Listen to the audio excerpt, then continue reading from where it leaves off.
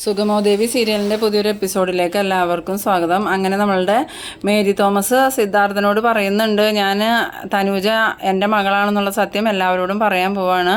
അതിനുവേണ്ടി ഞാൻ ആദ്യം തന്നെ ചന്ദ്രമതിയാണ് കാണാൻ പോണേന്ന് പറയുന്നുണ്ട്. പിന്നീട് മേരി തോമസ് ചന്ദ്രമതിയുടെ വീട്ടിലേക്ക് വരുന്നുണ്ട്. അപ്പോൾ ചന്ദ്രമതിക്ക് മേരി തോമസിനെ കാണുമ്പോൾ ഇവരെന്തിനായിരിക്കും വന്നതെന്നുള്ള ഇതിൽ എന്താ മേഡം എന്ന് ചോദിക്കുന്നുണ്ട്. അപ്പോൾ മേരി തോമസ് ഗുഡ് മോർണിംഗ് പറയുന്നുണ്ട്. ചന്ദ്രമതിക്ക് അത് അത്ര ഇഷ്ടപ്പെടുന്നില്ലെങ്കിലും തിരിച്ച് വിഷ് ചെയ്യുന്നുണ്ട്.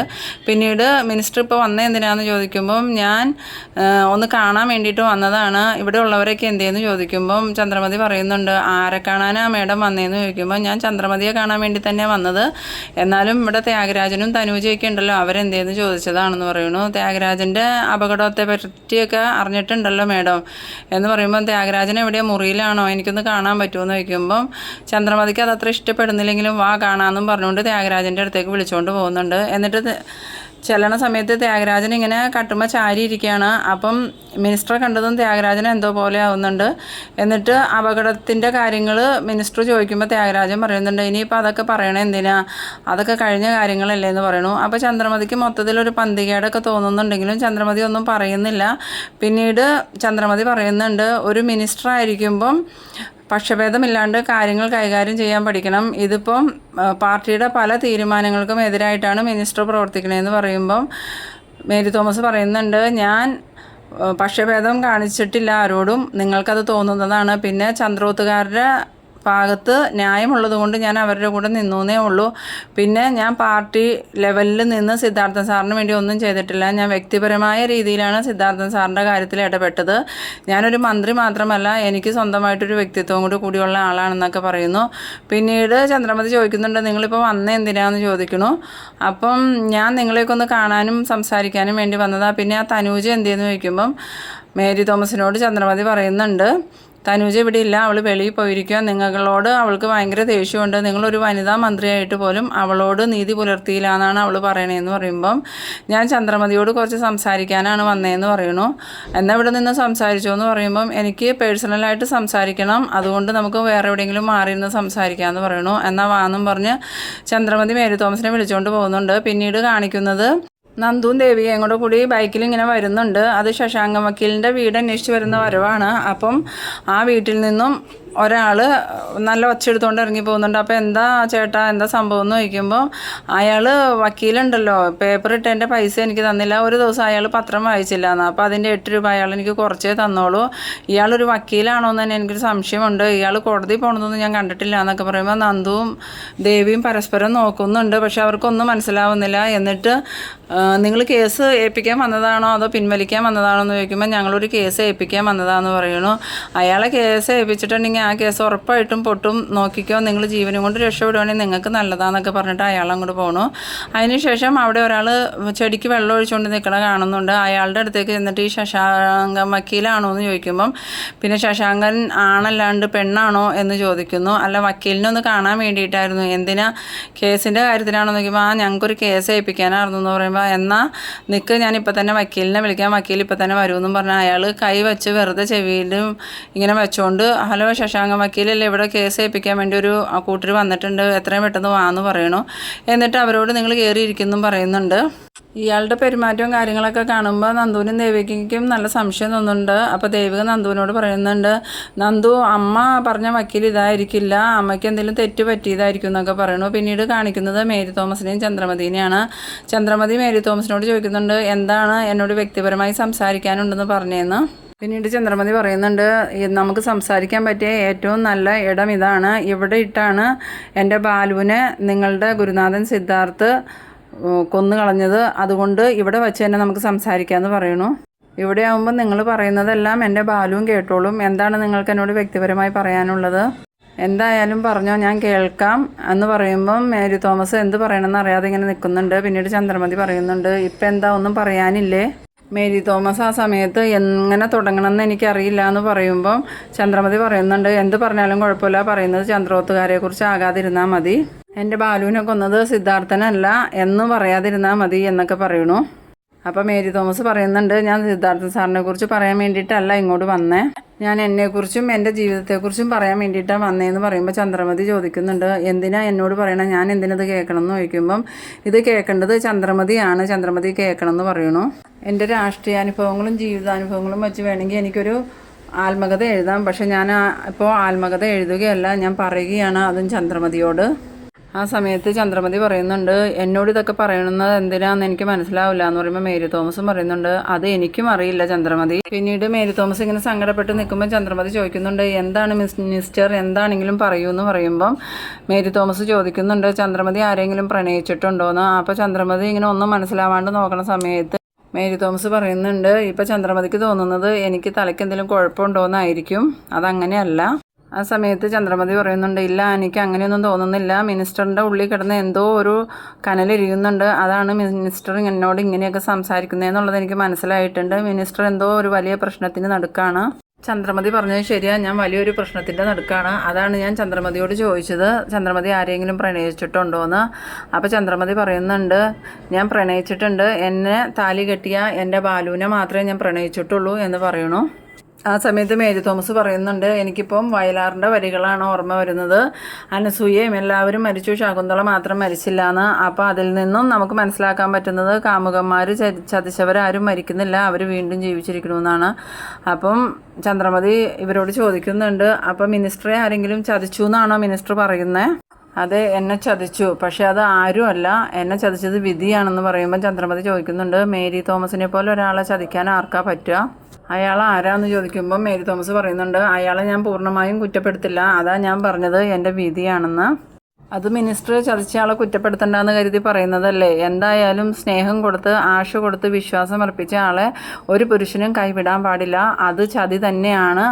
അയാൾ എന്തെങ്കിലുമൊക്കെ പറഞ്ഞ് മേരി തോമസിനെ വിശ്വസിപ്പിച്ചും കാണൂല്ലേ എന്നൊക്കെ ചോദിക്കുമ്പോൾ മേരി തോമസ് ഒന്നും പറയണില്ല. പിന്നീട് ചന്ദ്രമതി പറയുന്നുണ്ട്, നമ്മളെ പൂർണ്ണമായും വിശ്വസിക്കുകയും സ്നേഹിക്കുകയും ചെയ്യുന്ന ഒരാളെ കിട്ടുക എന്ന് വെച്ചാൽ നമ്മൾ ഭാഗ്യവതികൾ, ആ കാര്യത്തിൽ ബാലുവിൻ്റെ ഭാര്യ ചെയ്ത് എൻ്റെ ഭാഗ്യമാണെന്നൊക്കെ പറയുന്നു.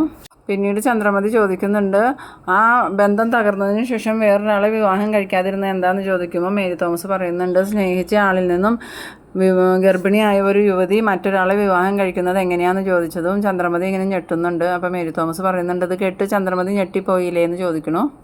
എൻ്റെ കാര്യം തന്നെയാണ് പറഞ്ഞ്, എന്നെക്കുറിച്ച് ഇങ്ങനെ ഒരു രീതിയിൽ ചന്ദ്രമതി ചിന്തിച്ചിട്ടുണ്ടാവില്ല, മറ്റുള്ളവർക്ക് ആർക്കും എന്നെ കണ്ടാൽ അങ്ങനെ ഒരു സംശയവും തോന്നില്ല എന്നൊക്കെ മേരി തോമസ് ചന്ദ്രമതിയോട് പറയണു. കുഞ്ഞായി എന്ന് അറിഞ്ഞതിന് ശേഷമാണോ അയാൾ കൈയൊഴിഞ്ഞത്, ആ ദുഷ്ടൻ എന്ന് പറയുമ്പോൾ അങ്ങനെയൊന്നും പറയരുതെന്ന് പറയണു. പിന്നീട് ചന്ദ്രമതി, ആ കുഞ്ഞ് എന്തേ ജീവിച്ചിരിപ്പുണ്ടോ എന്ന് ചോദിക്കുമ്പം ഞാൻ മരിച്ചു പോയിന്നാണ് വിചാരിച്ചിരുന്നത്, പക്ഷെ അങ്ങനെയല്ല, ആ കുഞ്ഞ് ജീവിച്ചിരിപ്പുണ്ട് എന്ന് മേരി തോമസ് പറയണു. ആ സമയത്ത് ചന്ദ്രമതി ചോദിക്കുന്നുണ്ട്, എനിക്ക് ചോദിക്കാൻ പാടില്ല, എന്നാലും മേരി തോമസ് എന്നോട് ഇത്രയൊക്കെ കാര്യങ്ങൾ പറഞ്ഞതുകൊണ്ട് ചോദിക്കാം, ആ കുഞ്ഞ് എവിടെയാണ് ജീവിച്ചിരിക്കുന്നത്, അത് ആരാ എന്നൊക്കെ ചോദിക്കുമ്പം ഞാൻ പറയുന്നത് ചന്ദ്രമതിക്ക് താങ്ങാൻ പറ്റുമെന്ന് അറിയില്ല, ആ കുഞ്ഞ് ഇവിടെ താമസിക്കുന്നുണ്ട് ചന്ദ്രമതിയുടെ വീട്ടിൽ, തനൂജ എൻ്റെ മകളാണ് എന്ന് പറയുമ്പം അത് കേട്ട് ഞെട്ടിത്തെരിച്ച് നിൽക്കുന്നുണ്ട് ചന്ദ്രമതി. അപ്പോൾ തനൂജയുടെ അച്ഛൻ സിദ്ധാർത്ഥൻ സാറല്ലേ, അപ്പോൾ നിങ്ങളെ ചതച്ചത് സിദ്ധാർത്ഥൻ സാറാണോ എന്ന് ചോദിക്കുമ്പം മേരി തോമസ് പറയുന്നുണ്ട്, അല്ല, ഒരിക്കലും അല്ല, പിന്നെ ആരാ തനൂജയുടെ അച്ഛൻ എന്ന് ചോദിക്കുമ്പം അത് പ്രഭാവതി ഒരിക്കൽ പത്രസമ്മേളനത്തിൽ പറഞ്ഞില്ലേ, ബലരാമൻ സാറാണ് തനൂജയുടെ അച്ഛൻ എന്ന് കേട്ടതും ചന്ദ്രമതി എന്ത് ചെയ്യണമെന്ന് അറിയാതെ ഇങ്ങനെ സ്തംഭിച്ച് നിൽക്കുകയാണ് കേട്ടോ. ആ സമയത്ത് മേരി തോമസ് ചന്ദ്രമതിയുടെ തോളിൽ കൈവച്ച് ചന്ദ്രമതി എന്ന് വിളിക്കണു. അത് കേട്ട് ചന്ദ്രമതി പൊട്ടിക്കരയണു. അപ്പോൾ ചന്ദ്രമതി ആ സമയത്ത് ഓർക്കുന്നുണ്ട്, നേരത്തെ ബാലു മരിക്കുന്നതിന് മുമ്പായിട്ട് ചന്ദ്രമതിയോട് നമ്മളുടെ കുഞ്ഞ് ഒറ്റയ്ക്കല്ലേ ചന്ദ്രമതി, അച്ഛനും അമ്മയില്ലാതെ അവളെങ്ങനെ സഹിക്കൂ എന്നൊക്കെ പറയുമ്പം ചന്ദ്രമതി അയാളോട് പറയുന്നുണ്ട്, നമ്മളുടെ മോള് മരിച്ചു പോയില്ലേ ബാലു, ഇനി അതോർത്ത് സങ്കടപ്പെട്ടിട്ട് തന്നെ കാര്യം എന്നൊക്കെ പറയുന്നുണ്ട്. അപ്പോഴും പിന്നെയും ബാലു പറയുന്നുണ്ട്, അച്ഛനും അമ്മയില്ലാത്ത നമ്മുടെ മകള് ഒറ്റയ്ക്ക് എങ്ങനെ ജീവിക്കും എന്നൊക്കെ ചന്ദ്രമതിയോട് ചോദിക്കുന്നത് ചന്ദ്രമതി ഓർക്കണു. പിന്നീട് ദേവിക ചന്ദ്രമതിയോട് നേരത്തെ പറഞ്ഞിട്ടുണ്ടായി, ബലരാമൻ അങ്കിളാണ് തനൂജയുടെ അച്ഛൻ എന്നുള്ള കാര്യം, അതും ചന്ദ്രമതിക്ക് ഓർമ്മ വരുന്നുണ്ട്. പിന്നീട് ഒരു ലെറ്റർ വായിച്ച കാര്യവും ചന്ദ്രമതി ഓർക്കുന്നുണ്ട്, പ്രിയപ്പെട്ട ചന്ദ്രു, എന്നോട് ക്ഷമിക്കണം, എനിക്ക് വിവാഹത്തിന് മുമ്പ് ഒരു കുഞ്ഞുണ്ടായിട്ടുണ്ട്, അത് ഞാൻ അറിഞ്ഞത് ഈ അടുത്ത കാലത്താണ്, സിദ്ധാർത്ഥൻ്റെ മകളാണെന്നും പറഞ്ഞ് അവിടെ വന്നിരിക്കുന്ന തനൂജ എൻ്റെ മകളാണെന്നൊക്കെ പറഞ്ഞ് ലെറ്റർ എഴുതിയത് വായിച്ചതൊക്കെ ഓർക്കുന്നുണ്ട് കേട്ടോ ചന്ദ്രമതി. ആ സമയത്ത് ചന്ദ്രമതി ഒരുപാട് അങ്ങോട്ട് കരയുന്നുണ്ട്. അപ്പം എന്ത് പറയണമെന്ന് അറിയാതെ മേരി തോമസ് ഇങ്ങനെ നിൽക്കുകയാണ് കേട്ടോ. പിന്നീട് രണ്ടും കൽപ്പിച്ച് മേരി തോമസ് ചന്ദ്രമതിയുടെ തോളത്ത് പിടിച്ച് ചന്ദ്രമതി എന്ന് വിളിച്ചതും ചന്ദ്രമതി ഭയങ്കരമായിട്ട് കരഞ്ഞുകൊണ്ട് അവിടെ നിന്ന് ഓടിപ്പോകണു. അത് കണ്ട് മേരി തോമസ് എന്ത് ചെയ്യണമെന്ന് അറിയാതെ ഇങ്ങനെ നിൽക്കുന്നുണ്ട് കേട്ടോ. പിന്നീട് കാണിക്കുന്നത് നന്ദുവും ദേവിയും വക്കീലിൻ്റെ വീട്ടിലിരിക്കുന്നതാണ്. എന്നിട്ട് അവർ പറയുന്നുണ്ട്, വക്കീൽ ഇതുവരെയും വന്നില്ലല്ലോ, ഇത് മൊത്തത്തിലൊരു വശപ്പിശകായിട്ടാണ് എനിക്ക് തോന്നണേന്ന് പറയുമ്പോൾ ദേവി പറയുന്നുണ്ട്, തോട്ടക്കാരനൊക്കെ ഉള്ള വക്കീലല്ലേ, അപ്പോൾ പിന്നെ ക്യാഷുകാരായിരിക്കും എന്ന് പറയുമ്പം എന്ത് തോട്ടക്കാരൻ, അയാളുടെ ഇതൊക്കെ കണ്ടിട്ട് അത്ര നല്ലതായിട്ടൊന്നും തോന്നണില്ല, നീ ആ എസ്തപ്പാൻ ചേട്ടനെ ഒന്ന് വിളിച്ചതെന്ന് പറയണു. അപ്പോൾ ദേവി വിളിക്കാമെന്നും പറഞ്ഞ് ഫോൺ എടുക്കണു. എന്നിട്ട് ദേവി ഫോൺ വിളിക്കുന്ന സമയത്ത് എസ്തപ്പാൻ്റെ നമ്പർ സ്വിച്ച് ഓഫ് ആണെന്നാണ് കേട്ടോ പറയണത്. അപ്പം ദേവി നന്ദുവിനോട് പറയുമ്പോൾ നമുക്ക് പോകാം, നമ്മളിനി ഇവിടെ നിൽക്കണേ എന്തിനാണെന്ന് ചോദിച്ചു ഇവർ പോകാൻ തുടങ്ങുന്ന സമയത്ത് നേരത്തെ ചെടി നനയ്ക്കുന്ന ഒരാളെ കണ്ടില്ലേ, അയാൾ വലിയ കോട്ടും സൂട്ടൊക്കെ ഇട്ട് ഇങ്ങനെ വരുന്നുണ്ട്. അത് കണ്ടിട്ട് ദേവി നന്ദുവിനെ നന്ദു എന്നും പറഞ്ഞ് വിളിക്കണു. അപ്പോൾ അത് ശരിക്കും വക്കീലാണ് കേട്ടോ, അയാൾ കണ്ട് ഡ്രസ്സ് മാറി വന്നതാണ് കാണുന്നത്. അത് കണ്ടത് നന്ദു നിങ്ങളോ എന്ന് ചോദിക്കുമ്പം ഞാൻ കുളിച്ച് റെഡിയാവാൻ കുറച്ച് സമയം എടുത്തു, ക്ഷമിക്ക്, നിങ്ങൾ ശശാങ്കം വക്കീലിനെ കാണാനല്ലേ വന്നത് എന്ന് ചോദിക്കുമ്പോൾ അതേന്ന് പറയണു. അപ്പോൾ എന്നാൽ ഞാൻ തന്നെയാണ് ആ ഉരുപ്പടി, എന്താണെന്ന് വെച്ചാൽ കാര്യം പറയാമെന്ന് പറയണു. ആ സമയത്ത് നന്ദു അപ്പം നിങ്ങൾ തോട്ടക്കാരനല്ലേ എന്ന് ചോദിക്കണു. അപ്പോൾ അയാൾ പറയുന്നുണ്ട്, വീട്ടുകാർക്ക് തോട്ടപ്പണി ചെയ്യാൻ പാടില്ല എന്നൊന്നും നിയമമില്ലല്ലോ, എവിടെയെങ്കിലും തോട്ടപ്പണി കിട്ടിയാൽ ഈ ജോലി ഉപേക്ഷിച്ച് അതിന് പോകാമെന്ന് വിചാരിച്ചാൽ ഞാൻ ഇരിക്കണേന്ന് പറയുമ്പം നന്ദുവും ദേവിയും പരസ്പരം നോക്കുന്നുണ്ട് കേട്ടോ. ആ സമയത്ത് വക്കീൽ അവരോട് ചോദിക്കുന്നുണ്ട്, നിങ്ങൾ എന്ത് കുറ്റം ചെയ്തിട്ട് ഇങ്ങോട്ട് വന്നേക്കണേന്ന്. അപ്പം നന്ദു പറയുന്നുണ്ട്, അത് ദൈവത്തോട് ചോദിക്കണം, എന്ത് കുറ്റം ചെയ്തിട്ട് ഇയാളെ പോലെയുള്ള ഒരാളുടെ മുന്നിലേക്ക് വന്നേന്ന്. അപ്പം വക്കീൽ ദേഷ്യത്തോടു കൂടി മിണ്ടാണ്ടിരിക്കുക, വന്ന കാര്യം പറയാമെന്ന് പറയണു. അപ്പം നന്ദു ചോദിക്കുന്നുണ്ട്, ഒരു വക്കീലിനെ കാണാൻ വരുന്ന ആളുകളോട് ഇങ്ങനെയാണോ പെരുമാറണേന്ന് ചോദിക്കുമ്പം എന്നെ കാണാൻ വന്നെന്ന് ഞാൻ നിങ്ങളോട് പറഞ്ഞു, അപ്പം നിങ്ങൾ എന്നെ കാണാൻ വരുമ്പം എൻ്റെ ഇഷ്ടത്തിന് പെരുമാറണം എന്നൊക്കെ വക്കീൽ പറയുന്നുണ്ട്. ഇതൊക്കെ കേട്ടിട്ട് നന്ദുവിന് ഭയങ്കര ദേഷ്യം വരുന്നുണ്ട്. എന്നിട്ട് നന്ദു ദേവി വാ നമുക്ക് പോകാമെന്നും പറഞ്ഞ് പോകാനും ഒരുങ്ങുമ്പം വക്കീൽ പറയണു, അങ്ങനെ പോകാനും നോക്കൂല, എൻ്റെ ഡ്രസ്സ് തേച്ചതിന് പൈസ ആയിട്ടുണ്ട്, ആ പൈസ തന്നിട്ട് നിങ്ങൾ പോയാൽ മതി എന്ന് പറയണു. അപ്പോൾ നന്ദു പറയണമെന്ന്, അയ്യേ ഇതെന്തൊരു വക്കീലാണെന്ന് പറയണു. ഇത് കേട്ട് നന്ദു വീണ്ടും ദേഷ്യപ്പെട്ട് ദേവി വാ നമുക്ക് പോവാമെന്ന് പറയുമ്പം ദേവി പറയുന്നുണ്ട്, നന്ദു ഒന്ന് അടങ്ങുക, ഞാൻ സംസാരിക്കാമെന്ന് പറയണു. അപ്പോൾ വക്കീൽ എന്നാൽ പെങ്ങൾ സംസാരിക്കുന്നു പറയണു. അപ്പം ദേവി പറയുന്നുണ്ട്, ഞങ്ങൾ ആ എസ്തപ്പാൻ പറഞ്ഞിട്ടാണ് ഇവിടെ വന്നതെന്ന് പറയുമ്പോൾ ആ ഗുണ്ടയല്ലേ, ആ ഗുണ്ടകൾ പറയണതൊക്കെ കേട്ടിട്ടാണ് നിങ്ങൾ നടക്കണേന്ന് ചോദിക്കണു. ആ സമയത്ത് ദേവി പറയുന്നുണ്ട്, സിദ്ധാർത്ഥൻ ചന്ദ്രോത്തിനെ കുറിച്ച് അറിയോ എന്ന് ചോദിക്കുമ്പോൾ പിന്നെ അറിയാതെ ആ ബലരാമനെ തട്ടി ജയിലിൽ പോയേക്കണ ആളല്ലേ, വലിയ പുള്ളിയല്ലേ അയാളെന്നൊക്കെ പറയണു. ആ സമയത്ത് നന്ദുവിന് ഭയങ്കര ദേഷ്യം വരുന്നുണ്ട്. എന്നിട്ട് നന്ദു അയാളോട് ചോദിക്കുന്നുണ്ട്, താൻ എവിടുത്തെ വക്കീലാണോടോ എന്ന്. അപ്പോൾ ആ വക്കീൽ പറയുന്നുണ്ട്, ഇവിടെ വരുന്നവരെല്ലാവരും എന്നോട് അങ്ങനെ ഒരു ചോദ്യം ചോദിച്ചിട്ടാണ് പോകാറ്.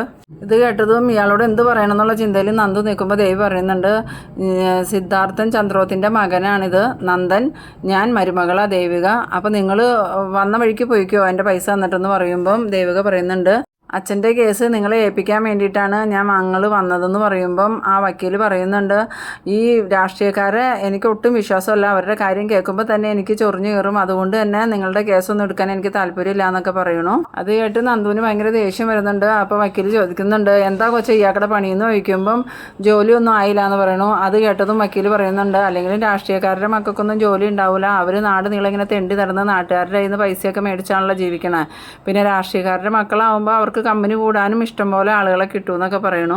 ഇതൊക്കെ കേട്ടിട്ട് ദേവിക്ക് നല്ല ദേഷ്യം വരുന്നുണ്ട്. എന്നിട്ട് ദേവി നല്ല ദേഷ്യത്തോടു കൂടി തന്നെ വക്കീലിനോട് ചോദിക്കുന്നുണ്ട്, സാറ് കേസ് വാദിക്കാനിരിക്കണതാണോ അതോ വരുന്ന കക്ഷികളെ അപമാനിച്ച് പറഞ്ഞു വിടാനിരിക്കണതാണോ എന്ന് ചോദിക്കുമ്പോൾ നന്ദു പറയുന്നുണ്ട്, നമുക്ക് ഇയാളെ കേസ് ഏൽപ്പിക്കൊന്നും വേണ്ട, നമുക്ക് പോകാമെന്ന് പറയുമ്പം വക്കീൽ പറയുന്നുണ്ട്, നിങ്ങളിപ്പോൾ പോയാൽ എനിക്ക് പുല്ല് എന്ന് പറയണു. ആ സമയത്ത് നന്ദു ഇനി ഇവിടെ നിൽക്കണ്ട, നമുക്ക് പോകാമെന്ന് പറഞ്ഞ് പോകാൻ തുടങ്ങുമ്പം വക്കീൽ പറയുന്നുണ്ട്, അങ്ങനെ പോകാൻ ഒക്കൂല, എൻ്റെ ഡ്രസ്സ് തേച്ചതിൻ്റെ പൈസ തന്നിട്ടേ പോകാൻ പറ്റുള്ളൂ എന്ന് പറയുമ്പോൾ നന്ദു ഒരു 50 രൂപ എടുത്ത് കൊടുത്തിട്ട് ബാക്കി ഇയാൾ തന്നെ വെച്ചോ എന്ന് പറയണു. അത് പറ്റില്ല, ബാക്കി മേടിച്ചിട്ടേ പോകാവുള്ളൂ, ഇല്ലെങ്കിൽ ഞാൻ സിദ്ധാർത്ഥൻ ചന്ദ്രോത്തിനെതിരെ കേസ് കൊടുക്കും, ഇവിടെ നിൽക്കുക, ഞാൻ ഇപ്പം തന്നെ കൊണ്ടുവരാമെന്ന് പറഞ്ഞാൽ അയാൾ അകത്തേക്ക് പോകണു. അയാൾ പോയ സമയത്ത് നന്ദു ദേവിനെ വിളിച്ചുകൊണ്ട് നമുക്ക് പോകാമെന്ന് പറഞ്ഞ് വെളിയിലേക്ക് ഇറങ്ങുന്നുണ്ട്. ആ സമയത്ത് എസ്തപ്പാൻ ഗേറ്റ് കിടന്ന് വരുന്നുണ്ട്.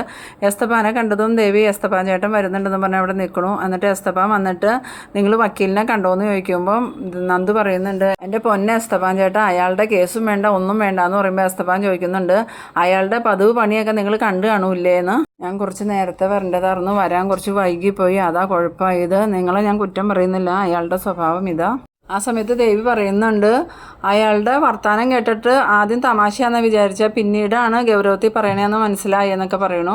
ആ സമയത്ത് എസ്തപ്പാൻ പറയുന്നുണ്ട്, ഈ വക്കീലാണ് സിദ്ധാർത്ഥൻ സാറിൻ്റെ കേസ് ഈ വാദിക്കാൻ പറ്റിയ വക്കീൽ, സാറിനെ കുറിച്ച് അയാൾ മോശമായി സംസാരിച്ചിട്ടുണ്ടെങ്കിൽ അത് സാറിനെ കുറിച്ചല്ല, മൊത്തത്തിലുള്ള രാഷ്ട്രീയക്കാരെ കുറിച്ചാണ്, അയാളുടെ അനുഭവം അതാണെന്നൊക്കെ ദേവിയോടും നന്ദനോടും എസ്തപ്പാൻ പറയണു. രാഷ്ട്രീയക്കാർക്കെതിരെ ഒറ്റയാൾ പോരാട്ടം നടത്തുന്ന ആളാണ് ഈ വക്കീൽ. അതിൻ്റെ പേരിൽ ഒരുപാട് കള്ളക്കേസുകളിൽ ഇയാൾ പെട്ടിട്ടുമുണ്ട്. ചില രാഷ്ട്രീയക്കാർ ഇയാളെ കൊല്ലാൻ ആളെ വരെ വിട്ടിട്ടുണ്ട്. കേന്ദ്രമന്ത്രിയുടെ കായൽ നിരത്തൽ കേസ് പുറത്തു കൊണ്ടുവന്നത് ഇയാളാണ്. അതുപോലെ അനധികൃതമായി ഭൂമി കയ്യേറി ഫ്ലാറ്റ് കെട്ടിയത് നാട്ടുകാരെ അറിയിച്ചതും ഇയാൾ തന്നെയാണ്. അത് കേട്ട് ദേവി ചോദിക്കുന്നുണ്ട്, അന്ന് കേട്ടത് വേറൊരു പേരാണല്ലോ എന്ന് ചോദിക്കുമ്പം ഇയാൾ എസ്തപ്പൻ പറയുന്നുണ്ട്, അത് കാട്ടൂരാൻ എന്നല്ലേ, ശരിക്കും ഇയാളുടെ പേര് കാട്ടൂരാൻ ശശാങ്കൻ വക്കീൽ എന്നാണ്. ഈ നാട്ടുകാർക്ക് പോലും അറിയില്ല ഇയാൾ വക്കീലാണെന്ന്. ഇതിനു മുമ്പ് ഒരിക്കൽ ഇയാളെ കുറേ ഗുണ്ടകൾ ആക്രമിച്ചു, അന്നാണ് ഞാൻ ഇയാളെ പരിചയപ്പെടുന്നത് എന്നൊക്കെ പറയണു.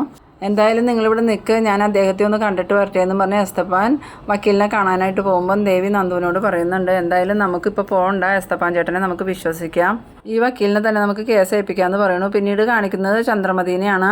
ചന്ദ്രമതിയുടെ സങ്കടം മാറിയിട്ടില്ല കേട്ടോ. ആ സമയത്ത് മേരി തോമസ് പറയുന്നുണ്ട്, എല്ലാ വിവരങ്ങളും ചന്ദ്രമതികൾ അറിഞ്ഞു കഴിഞ്ഞാൽ ഒരുപാട് പ്രശ്നങ്ങൾക്ക് പരിഹാരമാവുമെന്ന് എനിക്കറിയാം, അതുകൊണ്ടാണ് ഞാനിപ്പോൾ ഇത് വന്ന് പറഞ്ഞത്, ഇത്രയും ദിവസം പേടിച്ചിട്ടാണ് ഇത് പറയാണ്ടിരുന്നതെന്നൊക്കെ പറയണു. അപ്പോൾ ചന്ദ്രമതി പറയുന്നുണ്ട്, ഇപ്പോഴെങ്കിലും പറയാൻ തോന്നിയല്ലോ, അത് നന്നായി. ഇതിനു മുമ്പ് ബാലുയുടെ ഡയറിയിൽ നിന്നും എനിക്കൊരു കുറിപ്പ് കിട്ടിയിരുന്നു, തനൂജ ബാലുവിൻ്റെ മോളാന്നുള്ള. അന്ന് എനിക്ക് സത്യമാണെന്ന് അറിയാമായിരുന്നെങ്കിലും ഞാൻ എൻ്റെ മനസ്സിനെ അത് കള്ളമാണെന്ന് പറഞ്ഞ് വിശ്വസിപ്പിച്ചു. ഇനിയിപ്പോൾ സംശയമൊന്നും വേണ്ടല്ലോ സത്യമാണെന്ന് വിശ്വസിക്കാൻ. അപ്പം മേരി തോമസ് പറയുന്നുണ്ട്, ഇതാണ് ഞാൻ ആദ്യം പറഞ്ഞ, എന്നെ ശപിക്കരുതെന്ന്. അത് കേട്ട് ചന്ദ്രമതി പറയുന്നുണ്ട്, ഇത് ഞാൻ അങ്ങോട്ടല്ലേ പറയണ്ടേ. എന്നിട്ട് പറയുന്നുണ്ട്, മേരി തോമസിനെ ചതിച്ച ആളാണല്ലോ എൻ്റെ കഴുത്തിൽ താലി കെട്ടിയെന്ന് പറയുമ്പോൾ മേരി തോമസ് പറയുന്നുണ്ട്, അത് ഞാൻ പറഞ്ഞല്ലോ വിധിയാണെന്ന്, ഇനിയിപ്പോൾ എല്ലാ കാര്യങ്ങളും ആലോചിച്ച് ചെയ്യുക. പിന്നീട് കാണിക്കുന്നത് എസ്തപ്പാൻ വക്കീലിനോട് എല്ലാ കാര്യങ്ങളും സംസാരിച്ചിട്ട് നന്ദുവിൻ്റെ കേസ് ഏറ്റെടുക്കണമെന്ന് പറയുമ്പം വക്കീൽ അങ്ങോട്ട് അടുക്കുന്നില്ല. എന്നോട് ധിക്കാരം പറഞ്ഞിട്ട് ഞാൻ ഇവരുടെ കേസ് ഏറ്റെടുക്കണം എന്നല്ലേ പറയണേ, അത് പറ്റില്ല എന്നൊക്കെ പറയണു. ആ സമയത്ത് ദേവി സാറേന്നും പറഞ്ഞ് വിളിച്ചിട്ട് പറയുന്നുണ്ട്, സാറ് ഞങ്ങളുടെ കേസ് ഏറ്റെടുക്കണം, ഇല്ലെങ്കിൽ ഞാനിവിടെ കഞ്ഞിയും വേറെയും വെച്ച് ഇവിടെ താമസിക്കും, ഞങ്ങളിവിടുന്ന് പോവില്ല എന്ന് പറയണു.